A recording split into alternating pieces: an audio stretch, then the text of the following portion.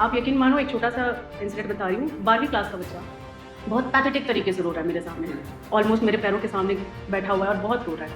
And only reason is कि ma'am मुझे कोई नहीं पता, हम एक्चुअल में मशीन से जो होल सिस्टम हम लेकर के चल रहे हैं। तो कहीं ना कहीं ये जो लाइन उसने कही, that really touch my heart कि आज ये बच्चा अपने इमोशंस के साथ इतना ज़्यादा स्ट्रगल कर रहा है कि अपने पेरेंट्स को, अपने फ्रेंड्स को, अपने किसी के नियर को बता ही नहीं पा रहा। ये बिल्कुल सेम सिचुएशन ऐसे है कि आप छोटे से बच्चे को जिसको कुछ पता नहीं उसके हाथ में चाकू दे दो फिर कह दो कि ये किसने काट लिया। एक सोल्जर है जो आज जिसने आर्मी ज्वाइन करी है, उसके हाथ में AK-47 दे देकर 12th क्लास तक बच्चा है। मैं उसको पढ़ा रहा था तो मैंने उससे 7 की टेबल से कुछ पूछ लिया, 7 3 जा, तो वो सोच रहा है।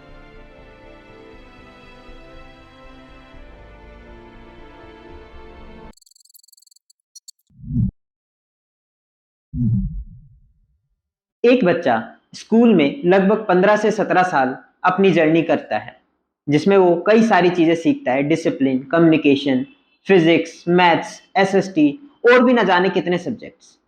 आज इस पॉडकास्ट में मेरे साथ वो दो लोग मौजूद हैं जिन्होंने अपनी स्कूलिंग जर्नी तो करी ही है, उसके बाद भी लगभग 15 साल स्कूल को दिए हैं अपनी टीचिंग के थ्रू और अलग अलग पोजीशंस के थ्रू। आज मेरे साथ इस पॉडकास्ट में मौजूद हैं रीना मैम और विजेंद्र सर, जो कि अचीवर्स मंत्रा के फाउंडर्स हैं। अचीवर्स मंत्रा क्या है ये भी जानेंगे और इस एजुकेशन जर्नी के और भी डिटेल में एनालिसिस करेंगे। काफी सारे लोग हैं जो कोचिंग इंस्टीट्यूट्स खोल रहे हैं, अलग अलग तरह से एजुकेशन फील्ड में एंटर कर रहे हैं, तो उनके लिए भी काफी ये स्पेशल एपिसोड होने वाला है और काफी स्टूडेंट के लिए भी मोटिवेटिंग होगा, क्योंकि एक टीचर के एंड से, एक प्रिंसिपल के एंड से भी आपको आज इंफॉर्मेशन डायरेक्टली जानने को मिलेगी अपने घर पर कि आपको किस तरह से आगे अपनी एजुकेशन परस्यू करनी चाहिए। मैम, सर, बहुत स्वागत है आपका आज इस पॉडकास्ट में। Thank you sir. Thank you sir. तो सबसे पहले तो थोड़ा आपके बारे में जानना चाहेंगे, किस तरह आपकी ये जर्नी रही है। काफी बड़ा टाइम, ऑलमोस्ट मोर देन अ डिकेड आपने इस एजुकेशन सेक्टर को दिया है, तो आप अपने बारे में थोड़ा सा अगर ब्रीफ करेंगे तो अच्छा लगेगा। नमस्कार सर, मैं Vijendra Sharma, founder of Achiever Mantra. Achiever Mantra जब हमने खोलने का हमें आइडिया आया तो बेसिकली हमने ये देखा कि कहीं ना कहीं क्वालिटी की कमी आ रही है। एक रेस चल रही है कि हाँ नीट जेई की तरफ भागना है, बट नीट जेई से पेरेंट्स को वो रिजल्ट नहीं मिल रहा, बच्चों को वो रिजल्ट नहीं मिल रहा। तो हमने ये देखा कि कमी कहाँ है जी। तो जब हमने रिसर्च किया, सारा हमने देखा, तो हमें ये पता चला बच्चों का बेसिक सही नहीं है। और बेसिक, बच्चों के बेसिक बनाने के लिए या उसको डेवलप करने के लिए कोई भी कोचिंग सेंटर काम नहीं कर रहा था। तो वहां पे हमें लूज पॉइंट दिखाई दिया कि चलो हम इस पे काम करते हैं और बच्चों का बेसिक मजबूत करते हैं।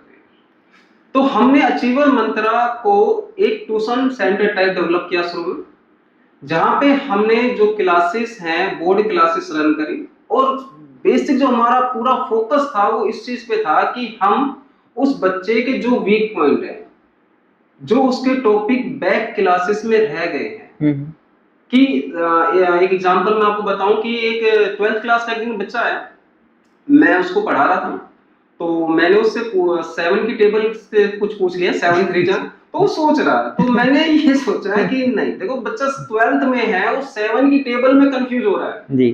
बच्चे 13 की टेबल में कंफ्यूज हो रहे हैं। हाँ। कहीं ना कहीं 20 तक की टेबल हमारे बच्चों को याद नहीं है। अगर मान लीजिए कोई भी पेरेंट्स हमारा ब्रॉडकास्ट देखता है तो वो अगर ट्राई करना चाहे, वो अभी अपने बच्चे से उसको बुलाए और पूछे कि 13 की टेबल सुना जी, 19 की टेबल सुना। तो कहीं ना कहीं बेसिक पे कोई भी फैक्टर काम नहीं कर रहा। बच्चों को पता ही नहीं है इन कहाँ लगाना है, दा कहाँ लगाना है, ऑफ कहाँ लगाना है। तो यहाँ पे हमने अचीवर मंत्रा ने ये देखा कि हमें बच्चों का एक फाउंडेशन तैयार करना है, जो कि हमने अचीवर मंत्रा जब स्टार्ट किया बड़े ही जीरो लेवल से स्टार्ट किया। आज अचीवर मंत्रा लास्ट ईयर 100+ बच्चे लेके बैठा था, तो और बहुत एक्सीलेंट रिजल्ट दिए हमने, बहुत एक्सीलेंट। बोर्ड के 10th के भी रिजल्ट हमारे बहुत एक्सीलेंट रहे, 12th के भी रिजल्ट बहुत एक्सीलेंट रहे। और अब जब वो रिजल्ट आ गए, पेरेंट्स का बहुत ज्यादा प्यार मिल रहा है जी। सर, इसमें मैं थोड़ा सा ऐड ऑन करना चाहूँगी। जब हमने स्टार्ट करा था तो डेफिनेटली एक चैलेंज लिया था हमने। चैलेंज कभी भी हम लेते हैं तो हमारा एक विजन होता है जी। We do not accept anything. हमारे साथ दिन भर में बहुत सारी चीजें होती हैं, ऐसा नहीं है कि हम हर चीज में अपना सिर फोड़ना स्टार्ट कर देते हैं। जी। हमारा एक वे होता है, हमारा एक विजन होता है। हमारा विजन ये था कि हमारे सामने जो बच्चे थे वो बीइंग एन एजुकेशनिस्ट, मैं अपने आप को सिर्फ टीचर या प्रिंसिपल इंट्रोड्यूस नहीं करूंगी, मैं अपने आप को एजुकेशनिस्ट कहती हूँ। तो बीइंग एन एजुकेशनिस्ट मुझे ये जो रियलाइज हुआ कि हम जिस पर काम कर रहे हैं वहां रिजल्ट नहीं हो रहा, the whole sector is somehow going futile, कहीं ना कहीं वर्थलेस जा रही है। हम एफर्ट्स डाल रहे हैं, दिन रात एफर्ट्स डाल रहे हैं, हम एक एक बच्चे के ऊपर बात करते हैं, लेकिन एक्चुअल में उनकी क्वालिटी को रेज नहीं कर पा रहे हैं। हम सिर्फ एक मशीन तैयार कर रहे हैं जिसमें हाँ कुछ फंक्शंस होने चाहिए, उसे बोलना आना चाहिए, वो थोड़ा बहुत काम कर लेना चाहिए और वो फाइनली एक पैसे छापने की मशीन बननी चाहिए। बिल्कुल। तो एक्चुअल में हमारा थोड़ा सा यहाँ पर कंसर्न ज्यादा था कि हम इंसान नहीं बना रहे, हम एक्चुअल में मशीन्स बना रहे हैं। जो होल सिस्टम हम लेकर के चल रहे हैं, कहीं ना कहीं जो सोल था, जो एक्चुअल में विजन है, जो एक्चुअल में सोल है एजुकेशन का, हम उसे मिस कर रहे थे। बीइंग दैट थॉट, हमने ये सोचा कि सिर्फ एक पर्टिकुलर 6 आवर का जॉब हमें शायद वो रिजल्ट नहीं देगा। The only thing is what, कि जब हमारे पास बच्चा आ रहा है, कई बार ऐसा हुआ कि बच्चे आकर के मैम मेरे साथ बहुत गलत हुआ, वो आकर के रो रहा है। आप यकीन मानो, एक छोटा सा इंसिडेंट बता रही हूँ। 12वीं क्लास का बच्चा बहुत पैथेटिक तरीके से रो रहा है मेरे सामने, ऑलमोस्ट मेरे पैरों के सामने बैठा हुआ है और बहुत रो रहा है। And the only reason is कि मैम मुझे कोई नहीं समझता। अच्छा। तो मैं ये कहूँ कि क्या सिर्फ वो एक बच्चा है जिसके पास ये लाइन है कि मुझे कोई नहीं समझता? काफी होंगे, काफी है। बस उनके पास वो पर्सन नहीं है जहाँ ये लाइन कह सकते हैं। तो कहीं ना कहीं ये जो लाइन उसने कही, that really touched my heart, कि आज ये बच्चा अपने इमोशंस के साथ इतना ज्यादा स्ट्रगल कर रहा है कि अपने पेरेंट्स को, अपने फ्रेंड्स को, अपने किसी भी नियर डियर को बता ही नहीं पा रहा। क्यों है ये? मैंने पूछा एजुकेशन से रिलेटेड, पढ़ाई से रिलेटेड कोई बात है? नहीं मैम, पढ़ाई सब कुछ थोड़ी ना होती है। अगेन वेरी टचिंग लाइन, पढ़ाई सब कुछ नहीं होती। वो जो अगला 12th के बाद कॉलेज जाएगा, एक हमारी सोसाइटी का एक नया फेस बनेगा, कहीं ना कहीं हमारे कंट्री का एक नया फेस बनेगा। हमने उसे क्या दिया?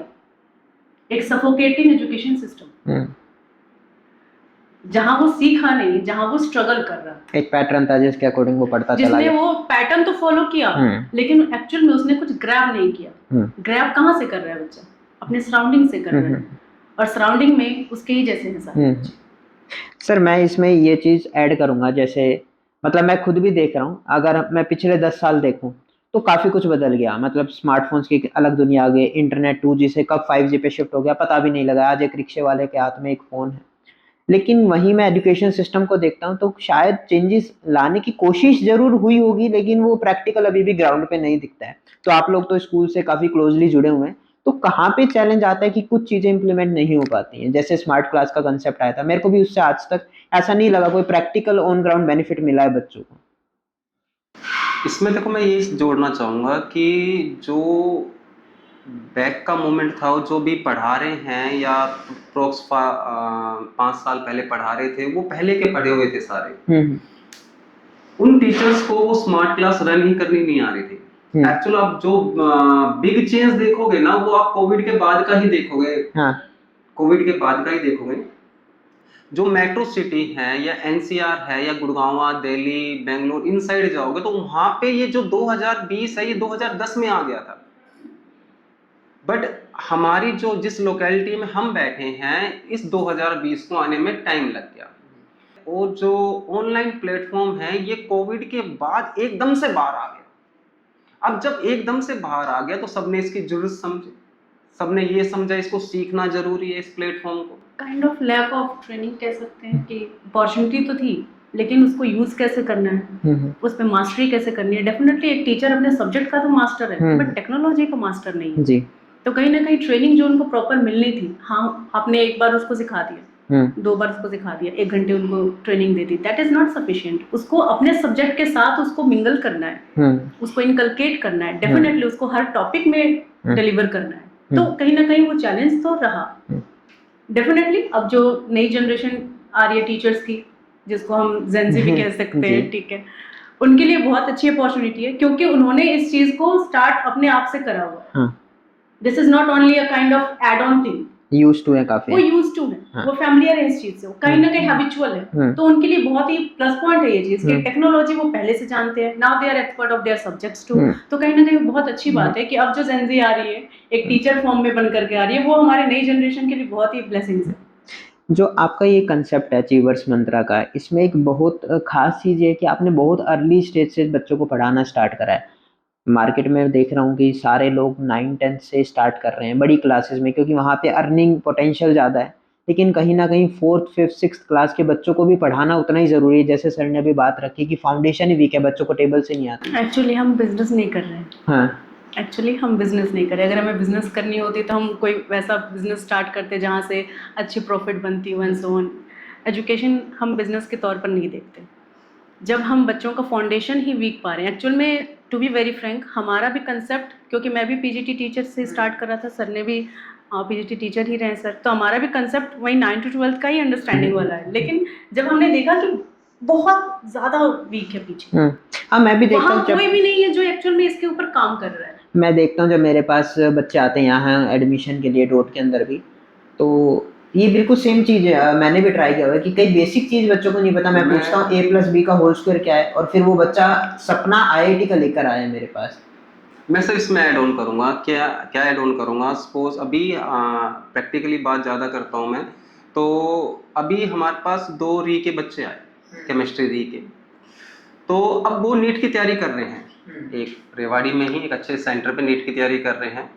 तो मैंने ये देखा कि वो बच्चे पढ़ाई तो ठीक ठाक कर रहे हैं, तो मैंने देखा कि मैंने उनसे पूछा कि बेटा फिर री कैसे आ गई आपकी। क्वेश्चन तो बनता है ना, एक बच्चा मेरे पास 3 आवर्स के लिए आ रहा है, वो कंटिन्यू स्टडी कर रहा है, तो इसका मतलब पढ़ने में तो उसको दिक्कत नहीं है, पढ़ाई से एवरेज स्टूडेंट। अब वो एवरेज स्टूडेंट। तो मैं उसने मुझे बताया कि सर पीछे 11th बिल्कुल खराब हो गई, 11th में टीचर नहीं थे, 12th में थोड़ा सा ध्यान नहीं दिया, और अप्रोक्स 10th अच्छी रही। तो एक ये था कि हाँ 10th अच्छी है तो साइंस ही लेंगे।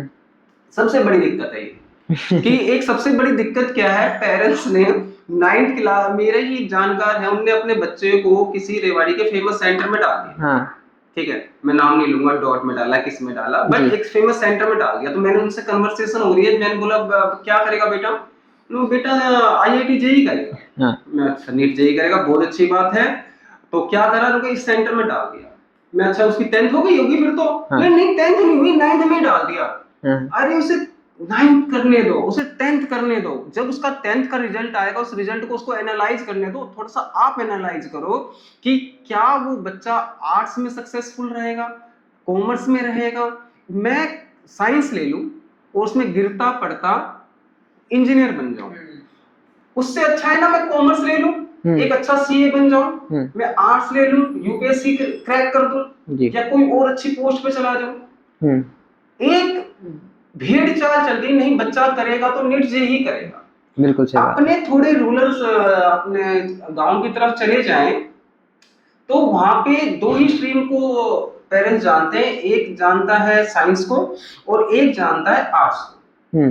अब बच्चे ने अगर साइंस ले ली तो वो इंटेलिजेंट है, और आर्ट्स ले ली तो वो वीक है, नालायक है या वीक है।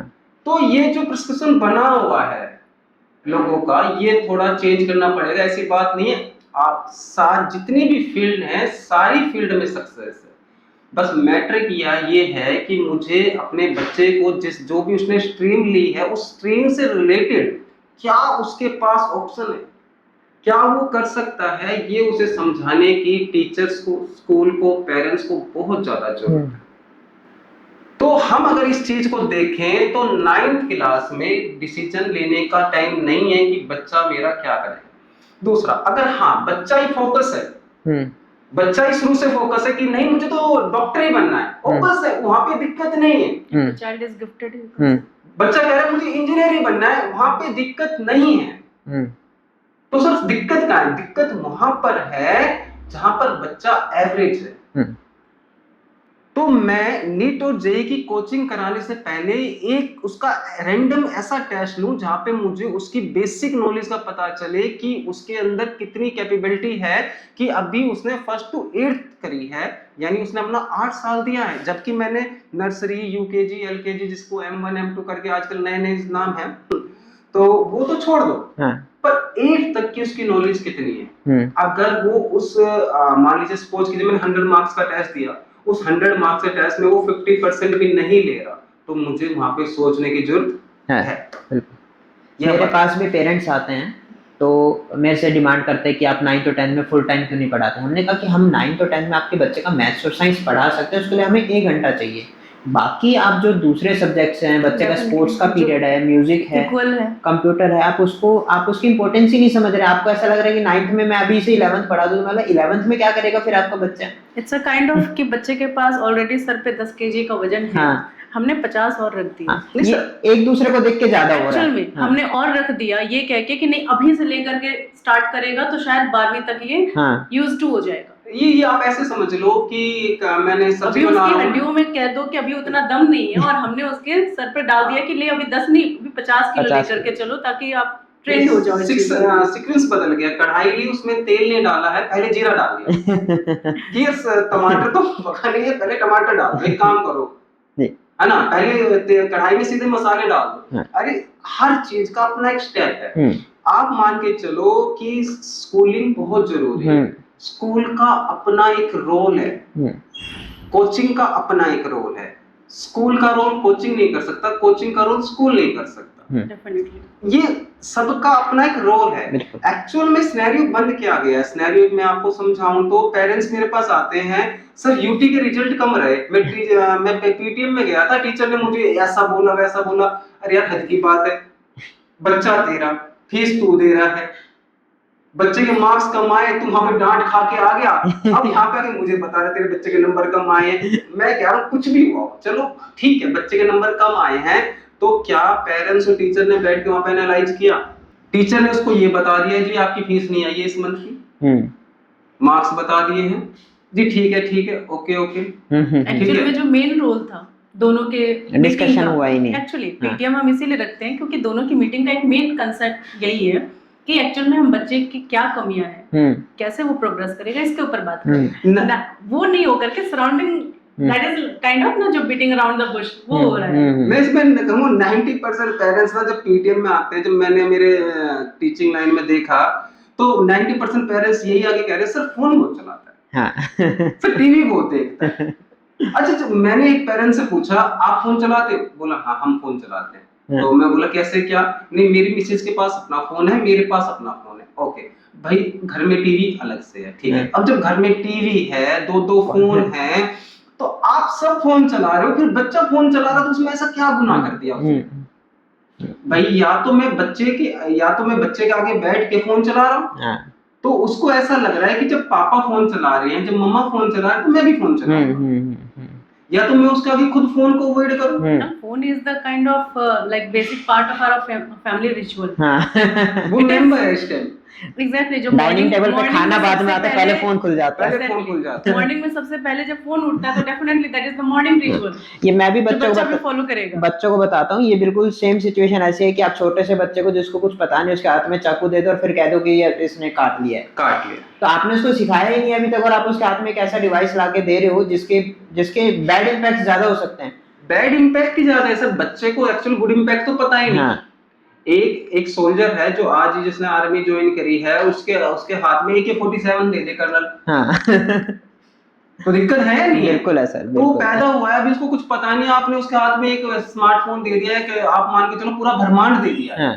आज वो स्मार्टफोन नहीं है, पूरा ब्रह्मांड है, उसके अंदर सब कुछ है, कहीं पे भी घुस सकता है, कहीं पे भी घुस सकता है। अब वो कहाँ पे घुसे? बच्चा तो एनर्जेटिक है, और अगर दिक्कत ये पेरेंट्स के साथ एक और दिक्कत है, पेरेंट्स को ऐसा लगता है कि नहीं मेरा बच्चा तो डम है। अच्छा जी ठीक है, नहीं सर बहुत शरारत करता है। अच्छा सर कुछ करता ही नहीं है। अच्छा सर एक सवाल यही पूछता हूँ, ये जो बिल्कुल छोटी क्लास होती है नर्सरी के थी, क्या इसमें भी पीटीएम होती है? नहीं सर पीटीएम तो आजकल देखो सर, पीटीएम क्या है? पीटीएम एक ऐसी फिलॉसफी है कि जिससे स्कूल और पेरेंट्स एक अटैच में रहते हैं। अब स्कूल अपनी दिक्कतें शेयर कर पाता है बच्चे से रिलेटेड, कि भाई बच्चा ये कर रहा है, स्कूल में बात नहीं मान रहा है, या कम पढ़ रहा है, या होमवर्क कंप्लीट करके नहीं लेके आ रहा। टीचर अपनी बात रख सकता है, पेरेंट्स अपनी बात रख सकता है कि भाई बच्चा घर पे क्या कर रहा है क्या नहीं कर रहा। मैटर क्या है कि हम क्या कर रहे हैं यहाँ पे, पेरेंट्स या कुछ भी XYZ, मैं किसी का भी पर्टिकुलर नाम नहीं लूंगा कम्युनिटी का, कि या पेरेंट्स स्कूल या कोचिंग, एक दूसरे पे डाल दे रहे हैं। हमने पेरेंट्स सोच रहे कि मैंने स्कूल डाल दिया, स्कूल देखेगा, स्कूल कह रहा है कि टीचर कह रहा है मैंने होमवर्क दे दिया तो पेरेंट्स देखेगा। एक्चुअल में whenever we also have Paytm, तो हम एक छोटी सी चीज़ बताते हैं, एक छोटा सा डायग्राम जो हम मैथ्स में पढ़ रहे हैं, ट्राइंगल, ठीक है। ट्राइंगल इज व्हाट, एक तरफ पेरेंट का सपोर्ट है, एक तरफ टीचर का सपोर्ट है, और एक तरफ खुद बच्चा वो है। अगर ये तीनों पैरेलल चल रहे हैं तो डेफिनेटली जो ग्रोथ इज ऑन पीक। अगर तीनों में से कोई भी एक साइड हो रहा है, कोई भी एक साइड अगर वीक पड़ रही है, तो डेफिनेटली वो ग्रोथ नहीं मिलेगी। बस एक्चुअल में पेरेंट्स को, टीचर्स को और बच्चे को ये चीज समझने की जरूरत है कि जब मैं वीक पढ़ रहा हूँ तो मुझे अपने आप को करेक्ट करना है, ना कि ब्लेम करना है। डेफिनेटली एक ही मोटो है, मोटो एक ही है, टीचर का भी पेरेंट का भी, कि बच्चा कुछ अच्छा, बच्चा सक्सेसफुल, डेफिनेटली बच्चा भी अटेम्प्ट कर रहा है। हम उसको कैसे नजरअंदाज कर सकते हैं कि वो कोशिश नहीं कर रहा है, वो भी कोशिश कर रहा है। मैम एक एग्जांपल लेते हैं, दो बच्चे हैं जिन्होंने अभी सेम टाइम पे जन्म लिया है, सबके मतलब सेम एम्प्टीनेस है, मतलब कुछ भी अभी लाइक 12 से नीचे उतरते उतरते इन्फेंट बेबीज पर पहुंच गए। नहीं तो क्योंकि जब वो आया इस दुनिया में तो शायद कोई फर्क नहीं रहा है ऐसा, जैसे जैसे धीरे धीरे टाइम बढ़ता है वो चीजें सीखता हो जाता है, तो वहाँ पे फर्स्ट सेकंड थर्ड ये चीजें एंटर करती है कि ये इसका मैथ्स अच्छा है, इसका फिजिक्स अच्छा है। तो ऐसे क्या पैरामीटर्स है, क्या क्या चीजें हैं जो किसी बच्चे को आगे बढ़ा रहे हैं और कोई बच्चा रुक जा रहा है, मतलब 9-10 तक आते हुए क्यों ऐसा होता है कि कोई बच्चा तो पढ़ाई में इंटरेस्ट ही नहीं ले रहा है और किसी बच्चे के 95% आ रहे हैं, तो ये डिफरेंस कहाँ पे होता है? ये अर्ली स्टेज में आ जाता है या बच्चा कंसिस्टेंट नहीं रहता, वहां डिफरेंस आता है? सर देखो, इसमें ना आप मान के चलो, जब हमारी पहली शिक्षा नीति बनी ना, तो वो बहुत ही विद्वान रहे होंगे, बहुत विद्वान। उनने बिल्कुल 50 साल या 100 साल पहले का सोचा होगा। बिल्कुल मैं मानता हूँ, किसी ग्रेटेस्ट ने ही ये लिखा है और बहुत सर्च आउट किया है कि जो हमारा एजुकेशन सिस्टम बना वो जो 1st to 5th बना। फिर जब बच्चा गया तो उसको 6th वाले स्कूल में एडमिशन लेना पड़ता था, 6th से वो 12th करता था। अच्छा, अब जो स्कूलिंग है वो 1st से लेकर 12th एक ही स्कूल में है। हाँ। अगर मैं स्कूलिंग को डिवाइड कर दूं, एक प्राइमरी स्कूल कर दे, एक टीजीटी स्कूल कर दे, एक पीजीटी स्कूल कर दे, तो जो प्राइमरी में बच्चा गया है नर्सरी में, तो अगर 1st या 2nd तक वो स्कूल है, तो वहां पे आते आते वो सीनियर बन गया। उसको वहां पे रिस्पॉन्सिबिलिटी फील हो रही है, उसको टीचर ये कह रहा है ये आपसे छोटा है, इसका ध्यान रखो। ये कर रहे हो, अब आप सीनियर हो, आप मॉनिटर बना दिया, क्लास का हेड बॉय हेड गर्ल बना दिया। वहां पे वो सीनियरिटी फील कर रहा है क्योंकि उससे बड़ा उस स्कूल में कोई भी नहीं है बच्चा। अच्छा, अब वो चला गया 1st या 2nd में एक स्कूल में, अब वो 5th तक वहां पे पढ़ा है। अब जैसे वो 5th में उस क्लास स्कूल में आया है तो वो सबसे सीनियर हो गया। अब उसके अंदर वापस लीडरशिप की क्वालिटी जागी। अब जैसे फिर वो 6th में गया, फिर वो 12th तक जाएगा, वहां पे 12th में होने के बाद वापस उसमें एक लीडरशिप की क्वालिटी जागेगी। तो सबसे जो ये 1st to 12th तक का सीन चल रहा है कि एक में ही डाल दिया, एक से ही पास आउट हो गया, ऐसे नहीं है। पेरेंट्स आजकल तो टीचर स्कूल बदल रहा है, बच्चे स्कूल बदल रहे हैं, ये तो हर साल ही चल रहा है। बट मैटर ये हो रहा है कि बच्चे में लीडरशिप की क्वालिटी नहीं आ रही है। एक्चुअल में डिफरेंट स्टेजेस पर हम उनको डिफरेंट रिस्पॉन्सिबिलिटीज प्रैक्टिकली सिखा रहे हैं, ना कि only inside the classroom. Classroom के बाहर भी वो रिस्पॉन्सिबिलिटी फील कर रहे हैं, कॉरिडोर्स में फील कर रहे हैं, जब उनको लाइक एक हाइजीन का मॉनिटर बना दिया जाता है या फिर किसी और तरीके से कोई रिस्पॉन्सिबिलिटी दी जाती है, तो डेफिनेटली वो अलग अलग तरीके से अपने आप को रिस्पॉन्सिबल फील करता है। और जहाँ पे आपने ये बात कही कि दो बच्चे सेम टाइम में पैदा हुए हैं, एक बच्चा इंटेलिजेंट है और एक बच्चा वीक है, आप इस सब चीज को ऐसे समझिए कि आप और मैं एक ही बीमारी से बीमार हैं और आपको और मुझे एक डॉक्टर ने सेम दवाइयां दी है, बट आप उस दवाई को टाइम पे खा रहे हो, डॉक्टर ने जो भी बताया उसको अवॉइड कर रहे हो, एक्सरसाइज कर रहे हो, रूटीन फॉलो कर रहे हो।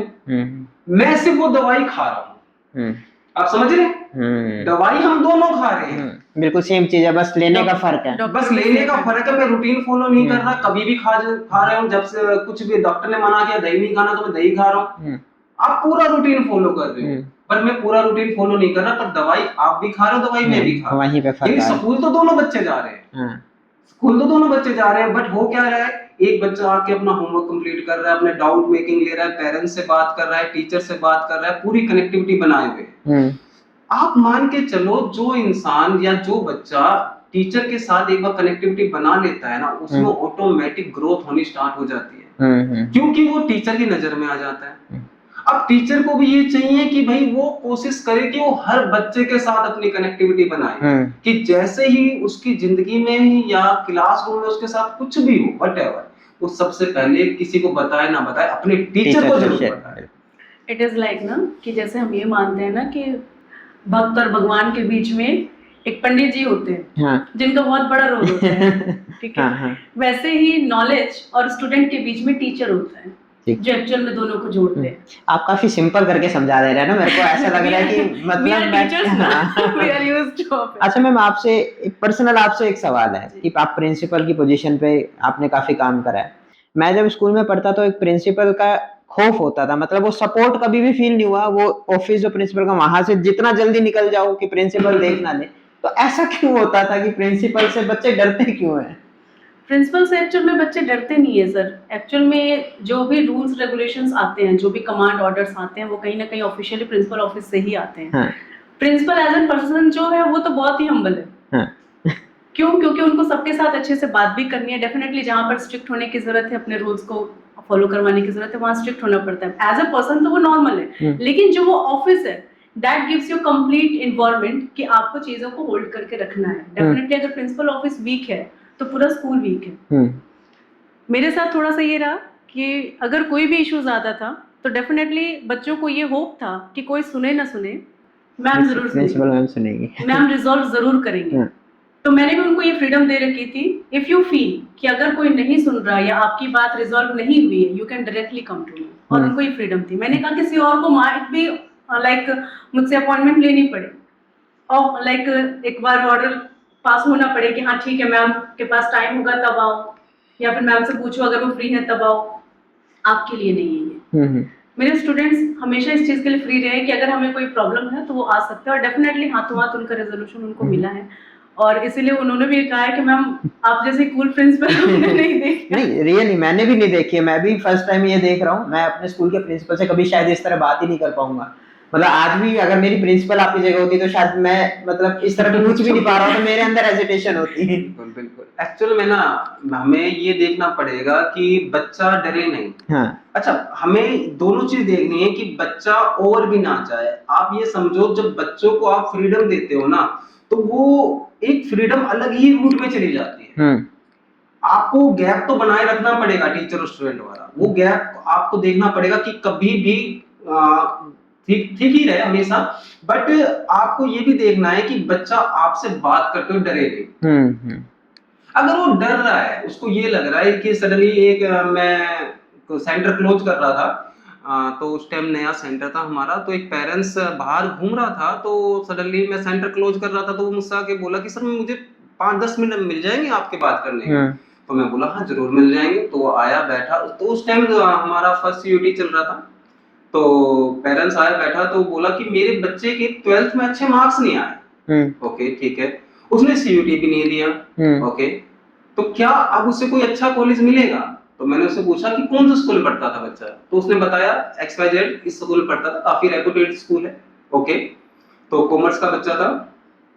तो अब जब पेरेंट्स बोला कि सर मेरा बच्चा ना डिप्रेशन में है, क्योंकि उसने 12th में अप्रोक्स 75 बने हैं उसके, और सीयूटी उसने दिया नहीं है, तो आप उससे 5 मिनट बात कर लीजिए। तो मैंने सोचा यार क्या जा रहा है, अपना घर ही जाना है, अब तो सोना है घर जाके, क्योंकि जून का ही टाइम चल रहा था, छुट्टियां चल रही थी। तो बच्चा आया, एक्चुअल बच्ची थी बैठी सामने, थोड़ी फेस से ही पता चल रहा है बच्चा डिप्रेशन में है, फुल डिप्रेशन में। मैं बोला बेटा क्या हुआ? तो उसने बताया ऐसे ऐसे। तो मैं बोला ये थोड़ा सा मैंने थोड़ा जोर डाला और ये पूछा कि एक्चुअल में मार्क्स कम आए क्यों है?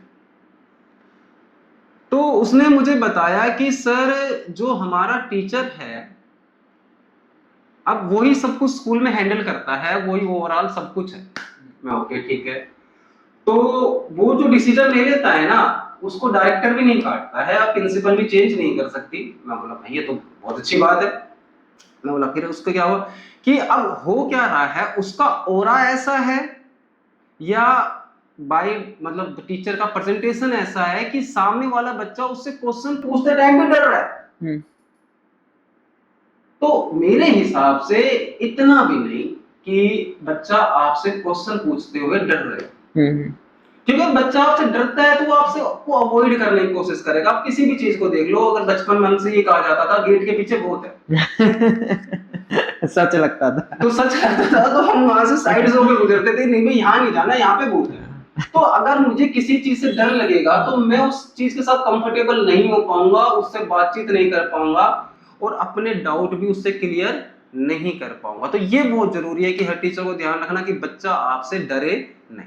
सर एक चीज और, ये बच्चे की तरफ का एक सवाल कि कई बार बच्चों को ये लगता है कि ये बच्चा तो मैम का फेवरेट है या सर का फेवरेट है, ये तो पढ़ता है, मैम इसकी ज्यादा बात मानती है। तो क्या सच में ऐसा होता है कि टीचर में ऐसा होता है, क्योंकि आप लोग खुद टीचर्स रहे हैं? सर देखो, मैं इसको पूरी तरह तो डिनाई नहीं करूंगा कि होता है। हाँ। Favouritism is part of like students response. For example कि अगर आप एक टाइम पर 20 बच्चों को पढ़ा रहे हो, ठीक है, ऑन दैट पॉइंट 2 बच्चे एक्टिवली उसका रिस्पॉन्स कर रहे हो, डेफिनेटली अगर आपको आपके पास 5 क्वेश्चन है, आपने एक पुट ऑन करा, यू गॉट द आंसर, आप बाकियों का वेट करो या फिर उन 2 बच्चों को अगला क्वेश्चन दे दो। एज एन टीचर आपके पास ये बहुत बड़ा सवाल है, क्यों? क्योंकि अगर आपने वेट किया तो वो उन दोनों बच्चों की क्यूरियोसिटी आपने दबा दी, उनकी जो आगे बढ़ने की जो इच्छा थी कि हाँ वी आर फीलिंग कंपटीशन और हम सबसे पहले जवाब देंगे, ठीक है, उसको आपने वहीं पर रोक दिया। अगर आपने उसको दूसरा क्वेश्चन दे दिया, बाकी के 8 ये सोचेंगे कि मैम तो उनको फेवर करती है, उसको अगला क्वेश्चन दे दिया और हमें हमारे आंसर का वेट भी नहीं किया। तो it's not about favouritism, it's about that how the student is responding you. वहां पर आप किसी की क्यूरियोसिटी को दबा भी नहीं सकते और डेफिनेटली आप बाकी बच्चों को इग्नोर नहीं कर सकते। आप इस चीज को ऐसे समझ लो कि आप मैनेजमेंट चला रहे हो और एक आपका एम्प्लॉय है जो हर काम में आगे है, बट ठीक है, वहां पे आपकी रिस्पॉन्सिबिलिटी क्रिएट हो जाती है कि आप बाकी एम्प्लॉइज को भी अपने ध्यान दो, ऐसे नहीं है कि बाकी को अवॉइड कर दो। तो एक्चुअल में फेवरेटिज्म नाम की कोई चीज नहीं है टीचर के लिए, टीचर के लिए तो सब बराबर ही है। डेफिनेटली अगले साल चेंज हो जाना, अगले साल चेंज हो जाना है, जितनी मेहनत करी हो जाना, वो नहीं रहना बच्चों का सब कुछ चेंज हो जाना। मैटर ये है कि बस वो हर बात मान रहा है, ओबे कर रहा है टीचर जो भी क्वेश्चन दे रहा है या टेस्ट में अच्छे मार्क्स लेके आ रहा है, तो बस वो नजर में आ गया टीचर के। मैंने आपको ये लाइन पहले ही बताई, जो बच्चा टीचर के साथ वेल कम्युनिकेशन में रहेगा उस बच्चे की ग्रोथ होना 100% निश्चित है, कोई अटल है ये। क्योंकि देखो, जब गुरु और शिष्य का रिश्ता ऐसा है, जब गुरु आप पे ध्यान दे रहा है ना, तो ब्रह्मांड की कोई ताकत आपको कामयाब होने से नहीं रोक सकती, ये फैक्ट है। अब फेवरेटिज्म का क्या है, अब टीचर जाके मान लीजिए सपोज उसी से पूछ रहा है बार बार या उसी से कह रहा है, तो बाकी क्लास को ये लगता है कि टीचर तो बस ये मतलब विजिबल है, ऐसा एक्चुअल में नहीं है, प्रैक्टिकल नहीं है कि टीचर के लिए तो सभी बच्चे बराबर हैं। जिस दिन तीसरे उन 2 के अलावा तीसरे बच्चे ने रिस्पॉन्स करना स्टार्ट कर दिया, डेफिनेटली टीचर उसकी तरफ भी झुकेगा। मैम, पॉडकास्ट के आखिरी फेज में एक आखिरी सवाल, और मेरा पर्सनल सवाल है जो मेरे मन में हमेशा से था, मैं आप लोगों से पूछ रहा हूँ, शायद आपसे जवाब मिल जाए। रेवाड़ी में बच्चा इंजीनियर बनना चाहता है, रेवाड़ी में बच्चा डॉक्टर बनना चाहता है, और बहुत इंजीनियर और डॉक्टर रेवाड़ी में है भी, लेकिन क्यों आज भी रेवाड़ी से कोई एस्ट्रोनॉट नहीं निकलता? कोई बच्चा रेवाड़ी से जेवलिन थ्रो में गोल्ड मेडल नहीं लेके आता? रेवाड़ी से क्यों कोई क्रिकेटर की पहचान नहीं है? तो ये डिफरेंस कहाँ रह जाता है? सर देखो, ये क्वेश्चन बड़ा ही गहन पूछ लिया आपने, एक्चुअल में बहुत ही इन डेप्थ आपने एनालाइज भी करा हुआ है, बहुत ही ज्यादा एनालाइज करा हुआ है। सबसे पहले तो कांग्रेचुलेशंस कि आपने एक्चुअल में इतना गहरा नहीं, मेरे पर्सनल, मैं मतलब हमेशा से ये, कोई मुझसे जब पूछता था ना कि आपको क्या बनना है बड़े होकर, क्योंकि बच्चों से जनरली पूछते हैं, तो मेरे मन में ये आता था कि मेरे को इंजीनियर डॉक्टर तो नहीं बनना है, इसलिए नहीं क्योंकि मेरे को पता, क्योंकि इतने तो हैं, मैं भी अगर यही करूंगा तो मेरी अलग पहचान क्या होगी? तो शायद आज मैं काउंसलर भी इसलिए हूँ कि मेरे को ये 2 चीज नहीं करनी थी, मैंने बीटेक करा कंप्यूटर साइंस। आज भी कई लोग पूछते हैं कि आपने बीटेक करने के बाद आप इंजीनियर नहीं बने, आप काउंसलर बने। अब मैं उनको क्या बताऊं कि ये एक सवाल मेरे को हमेशा से तंग करता है। वो एक मूवी आई थी ना, किक, हाँ वो ऐसा नहीं है कि आप जो स्टडी करो वही बात है, हम थ्रू आउट द इयर्स जिस चीज की ट्रेनिंग ले रहे हैं, जरूरी नहीं है कि वही चीज हमें लाइफ में बननी ही है जी। एज एन ह्यूमन पर्सन, और जो हम एजुकेशन ले रहे हैं, that these are 2 different things. जो मैंने स्टार्टिंग फेज में भी आपसे कहा था कि एक इंसान को हम भूल गए, हम सिस्टम को फॉलो कर रहे हैं, हम चीजों प्रोटोकॉल को फॉलो कर रहे हैं, हम इंसान को भूल गए। तो इंसान के अंदर की जो जिल है वो उसको कहीं भी लेकर के जा सकती है, उसकी वो मतलब वही है कि आज तलाश कहीं भी फुलफिल हो सकती है। मेरे जैसा कोई बच्चा अगर किसी क्लासरूम में बैठा होगा, उसके मन में होगी मेरे को तो मोबाइल गेम डिजाइन करने हैं, तो वो बस थॉट रह गया उसके मन में। मैं इसको इस क्वेश्चन का जवाब देने की कोशिश करता हूँ। हाँ। एक्चुअली मुझे इन्वायरमेंट बड़ा मैटर करता है। ऐसी बात नहीं है, बहुत सारे साइंटिस्ट, बहुत सारे स्टूडेंट बहुत विलेजेस से निकल के आए हैं। एपीजे अब्दुल कलाम देख लो आप, ठीक है। ऐसा नहीं है, हमारी इच्छा और हमारी उड़ान बहुत मायने रखती है कि हमें उड़ना कहाँ तक है। बट बहुत सारे बच्चे उस टैलेंटेड नहीं होते, उनको बूस्ट करने की जरूरत बिकॉज होती है। Of the like facilitation they could receive. हमारे- वही बात होगी कि अगर आप एक अच्छा स्विमर बनना चाह रहे हो लेकिन आपको पेरेंट्स ने कभी स्विमिंग पूल तक नहीं लेकर के गए, बस ये एक मैटर है कि हमारे यहाँ पे ना इन्वायरमेंट वैसा नहीं मिल रहा कि हम बच्चे से ये कहें अरे किसमें अच्छा है। जैसे अभी एक पेरेंट्स आया हमारे पास, वो पेरेंट्स ने हमसे बोला कि ये मेरा बच्चा इस क्लास में है। तो मैंने ठीक है, तो उस पेरेंट्स ने बताया कि आप इसका एकेडमिक तो तैयार कराइए साथ साथ, बट इसकी इंग्लिश भी तैयार कराइए। इसका एकेडमिक अलग चलने दीजिए, इंग्लिश इसकी स्पीकिंग अलग चलने दीजिए। मेरा बच्चा इंग्लिश में बहुत अच्छा है, तो मैं ये चाहता हूँ ये इंग्लिश में ही करे जो कुछ करना है, और मैं फिर इसको बाहर इसका इंग्लिश में फ्यूचर देखूंगा। ये बहुत अच्छी लाइन है उस बहुत रेयर पेरेंट्स होते हैं जो इस थॉट प्रोसेस को आगे लेकर के चल पाते हैं, क्योंकि ना पेरेंट्स के लिए बहुत बड़ा चैलेंज हो गया है कि अपने लाइक डेली रूटीन को संभालना, अपने काम के, अपने बिजनेस के टेंशन को संभालना, और साथ में बच्चों के लिए उतना एफर्ट्स डालना। जिनके 1-2 बच्चे ही होते हैं आजकल सबके। हमें ये देखने कोई की पहले वाला पैटर्न तो है नहीं कि 6-6 8-8 बच्चे हो घर में, तो 1 या 2 बच्चे हैं, वहाँ पर बहुत ज़्यादा पेरेंट्स को ये प्रेशर फील होता है कि वहाँ पर कैसे टाइम निकाला जाए।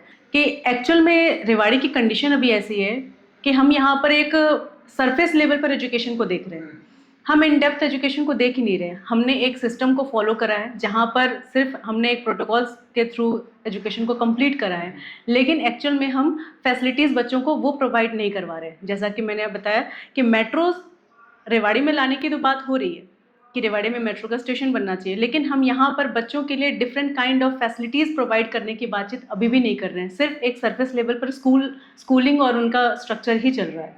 तो कहीं ना कहीं हमने एक बैरियर खड़ा कर रखा है, लेकिन होपफुली डेफिनेटली हम इन फ्यूचर, जैसा कि हम सब मिल करके काम कर रहे हैं, आपने बहुत अच्छा इनिशिएट भी करा हुआ एक कम्युनिटी फॉर्म करने की जब हम बात कर रहे हैं, तो आज अचीवर्स मंत्र आपके साथ जुड़ रहा है, कल को डॉट के साथ और भी नए नए इंस्टीट्यूट्स जुड़ेंगे और भी एजुकेटर्स जुड़ेंगे, और वहाँ पर हम शायद एक बहुत ही अच्छी कम्युनिटी फॉर्म कर पाएँ और इस चीज़ का एक सॉल्यूशन निकाल पाएँ कि हम यहाँ के बच्चों को वो कंप्लीट अपॉर्चुनिटी प्रोवाइड कर सकें, जहाँ पर हम बच्चों के लिए एक मार्क ना सेट करें, एक ट्रेड मार्क ना सेट करें कि सिर्फ यही बनेंगे यहाँ से। इनके लिए पूरा जो फील्ड है वो ओपन हो, वर्सेटाइल करियर ऑप्शंस इनके लिए अवेलेबल हो सके रेवाड़ी सिटी में भी। ये सभी लोग जब एक साथ क्लब करेंगे तो पेरेंट्स में भी अवेयरनेस आएगी, बच्चे भी अवेयर होंगे कि हाँ ये भी करियर ऑप्शंस है, या ऐसा कुछ भी किया जा सकता है, या ट्रेडिशनल रूट ना फॉलो करके इसके ये चैलेंजेस है, वो चीज़ें बच्चों तक पहुंचेंगी।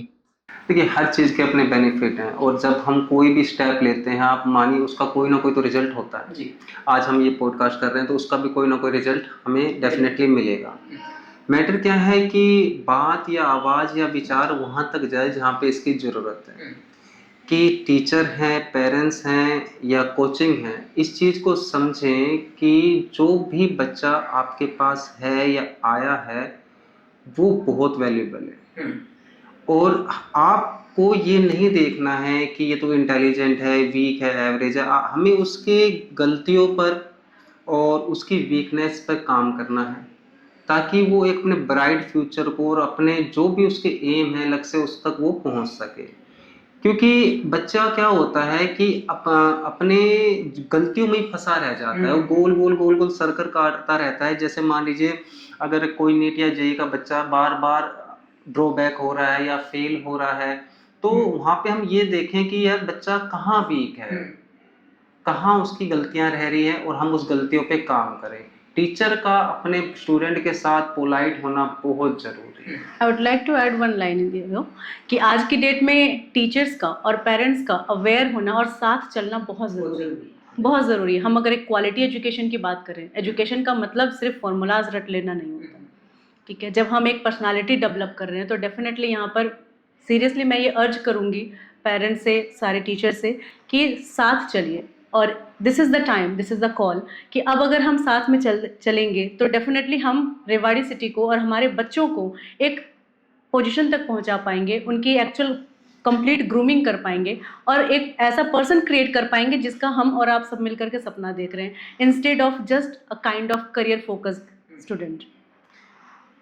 सर बाकी जो अचीवर्स मंत्रा में आप लोग कर रहे हैं वो काफ़ी अप्रिशिएबल है, बच्चों की फाउंडेशन पे डायरेक्टली काम कर रहे हैं। अभी आने वाले टाइम के लिए क्या कुछ प्लान कर रहे हैं, बच्चों को आगे आप किस तरह ग्रूम करने का कुछ आपने रोड मैप तैयार किया है? सर हमारा अचीवर मंत्रा बेसिकली एकेडमिक हम रन करते हैं, बोर्ड क्लासेस पे हम ध्यान देते हैं। जो हमारा मेन फोकस रहता है बच्चों के फाउंडेशन का रहता है कि हम कोशिश ये करते हैं कि बच्चे जिस जिस पॉइंट पे वीक हैं हम कोशिश करते हैं कि वो पॉइंट उनके स्ट्रॉन्ग बन जाए। जब बच्चे की कुछ वीकनेस नहीं रहेगी, उसके हर कॉन्सेप्ट क्लियर होंगे, और एक्चुअल में जो स्टडी है ना कॉन्सेप्ट की है, क्वेश्चन की है ही नहीं। हम क्या कर रहे हैं, बच्चों को क्वेश्चन समझा रहे हैं, कॉन्सेप्ट नहीं बता रहे। तो कॉन्सेप्ट नहीं बताने से अब उसने एक क्वेश्चन तो अटेम्प्ट कर लिया, सपोज करो फॉर एग्जांपल उसने क्वेश्चन नंबर 5 अटेम्प्ट कर लिया, वो 6 नहीं आ रहा। मे बी उसको ऐसा नहीं, बच्चे को 6 कंप्लीट नहीं आ रहा, उस कुछ है जो उसको नहीं आ रहा, उसे रेगुलेट करना नहीं आ रहा, अप्लाई करना नहीं आ रहा। तो हमारा अचीवर मंत्रा क्या करता है, हम कॉन्सेप्ट बेस्ड स्टडी कराते हैं कि बच्चे को हम ये कोशिश करते हैं उसके कॉन्सेप्ट क्लियर हो। और हमारा जो फोकस रहता है वो बोर्ड एग्जाम रहता है। टोटली हम सीबीएसई पैटर्न पे स्टडी करवाते हैं, जिसमें हम कोशिश करते हैं बच्चे मल्टीपल टाइम प्री बोर्ड दें, पास्ट ईयर पे पेपर करें। और जो भी डाउट क्लासेस का हमारा सिस्टम रहता है कि संडे सैटरडे हम डाउट क्लासेस रखते हैं, ताकि बच्चा अगर पूरे वीक में नहीं आया है या टीचर के साथ कन्वर्सेशन नहीं हुई है, डाउट नहीं ले पाया है, तो सैटरडे संडे एक ऐसा टाइम है जिसमें टीचर भी फ्री है, बच्चा भी फ्री है, वो अपने जो भी डाउट है टीचर से आराम से बैठ के समझ सकता है। इन शॉर्ट अगर मैं बताऊं तो हम अचीवर्स मंत्रा बच्चों के रूट्स पर काम कर रहे हैं। जैसे एक पेड़ होता है वो तब तक स्ट्रांगली नहीं बिल्ट हो सकता जब तक उनके रूट्स मजबूत ना किए जाएं। हम बच्चों के रूट्स को मजबूत करते हैं। डेफिनेटली रूट्स मजबूत होंगे तो वो आगे अपनी लाइफ में अच्छे से फ्लोरिश कर पाएंगे, ग्रो कर पाएंगे और एक स्ट्रांग ट्री की तरह अपने आप को स्टेबल कर पाएंगे। काफ़ी सही कहा मैम आपने ये बात, और ये बिल्कुल प्रैक्टिकल बात भी है, और मैं बहुत कॉन्ग्रेचुलेट करता हूँ कि आपने ये स्टेप लिया। हाँ, तो मैं चाहूँगा कि ये चीज़ और भी आगे कंटिन्यू हो, आपके साथ बहुत सारे बच्चे जुड़े, और स्पेशली वो बच्चे जिनकी एस्पिरेशंस बड़ी है, जो बड़े ड्रीम्स देखते हैं और उनको सच में पूरा करना चाहते हैं। और डेफिनेटली हमारे एंड से भी जो भी हम साथ कर पाएंगे तो definitely we are always in, will sit together, will go together. हमें जहाँ पे जैसे भी बच्चों के लिए कुछ करने को मिलेगा हम लोग डेफिनेटली साथ करेंगे। इसको ऐसे देखता हूँ कि अगर हम घर से चलेंगे ही नहीं तो कहीं पहुंचेंगे भी नहीं। एक बार घर से चलना बहुत जरूरी है कहीं पहुंचने के लिए। तो और जब हम चलेंगे तो आज अकेले चल रहे हैं, फिर 2 मिलेंगे, फिर 3 मिलेंगे, और एक दिन पूरा ग्रुप होगा हमारा साथ, जहाँ पे हम एजुकेशन के सिस्टम को लेके बात कर सकते हैं, स्कूलिंग सिस्टम को लेके बात कर सकते हैं, ये देख सकते हैं क्या अच्छा है क्या बुरा है, टीचर्स की क्या प्रॉब्लम है, पेरेंट्स की क्या प्रॉब्लम है, बच्चे कहाँ ले बैक कर रहे हैं और कहाँ काम नहीं हो रहा है। Actually I would like to add one more thing कि आज की डेट में as an education like people, as an teacher और एजुकेशनिस्ट, हम सारे टीचर्स के साथ भी मैं ये बात कहना चाहूँगी कि एक्चुअल में हम किसी एक बच्चे को नहीं पढ़ा रहे, ठीक है, हम एक क्लासरूम को नहीं पढ़ा रहे, हम एक स्कूल को या एक कम्युनिटी को नहीं पढ़ा रहे। एक्चुअल में हम आगे की जनरेशन करेक्ट कर रहे हैं। It's not only about our city, it's not only about country, हम आगे की जनरेशन को करेक्ट कर रहे हैं। डेफिनेटली हमने भी अपने एजुकेशन में कुछ फेसेस करे, कई चीज़ें हमने भी स्ट्रगल करी हैं। हमारे पीछे भी जो अब पेरेंट्स आ रहे हैं, जो अब टीचर्स बन रहे हैं, उन्होंने भी काफ़ी कुछ फेस करा हुआ है। हम सेम चीज़ अपने बच्चों को फेस ना करने दें और आने वाली जनरेशन को करेक्ट करें, उनको एक स्टेबल और एक स्ट्रांग पर्सनालिटी के साथ उनका फ्यूचर तैयार करें। पूरी जनरेशन को करेक्ट करने का टाइम है अभी, और हमें साथ आकर के चलने की ज़रूरत है। बिल्कुल, सब कुछ डिपेंड ही यही करता है कि वहाँ के बच्चे कैसे हैं, वही आगे जाके Exactly. This is the time to fulfill our responsibility now. If we are having any kind of post, any kind of position, any kind of like responsibility, this is the time to come together and fulfill that responsibility. बहुत अच्छा लगा ma'am और sir आपसे बात करके। Definitely ये सबसे insightful session था, और जिस तरह आपने सिंप्लिसिटी से सारी चीज़ों को बताया, होपफुली कि ये बात बहुत दूर तक जाएगी और बहुत घरों तक पहुँचेगी, और डेफिनेटली काफ़ी बच्चे इससे इम्पैक्ट होंगे, और वो पॉजिटिव इम्पैक्ट कहीं ना कहीं हमें सोसाइटी में कहीं ना कहीं किसी रूप में ज़रूर देखने को मिलेगा। थैंक यू सो मच, आप आए हमारे इस पॉडकास्ट में, एंड थैंक यू आप सभी व्यूअर्स का भी कि आप लोग सपोर्ट कर रहे हैं, तो हम आगे मेहनत कर रहे हैं, और डेफिनेटली आगे और भी इंटरेस्टिंग और भी इंसाइटफुल एपिसोड्स आपके लिए हम शूट करेंगे। तो जुड़े रहे इस चैनल के साथ। Thank you so much.